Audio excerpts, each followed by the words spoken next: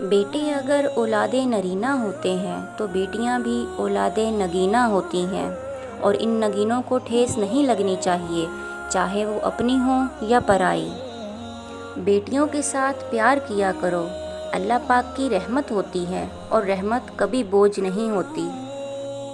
جی نہیں پا رہی میں زندگی کو، تیری لاڈلی بہت تھک گئی ہے ماں۔ بیٹیوں کا دکھ سمجھنا بڑا مشکل ہے، ان کے لیے تو اسی گھر میں جگہ نہیں رہتی جہاں وہ پیدا ہوتی ہیں۔ بیٹیوں کو ہمیشہ کہا جاتا ہے، سیانی بنو تمہیں دوسرے گھر جانا ہے، کاش کوئی بیٹوں کو بھی کہے کہ سیانے بنو کوئی تمہارے لیے گھر چھوڑ کر آئے گی۔ باپ اور بیٹی میں ایک چیز مشترکہ ہوتی ہے، دونوں کو اپنی گڑیا سے بہت پیار ہوتا ہے۔ وہ کسی کی ایک نہ سننے والی اپنے بابا کی لاڈلی بیٹی، بیاہی گئی تو بڑے بڑے ظلم چپ چاپ سہہ گئی۔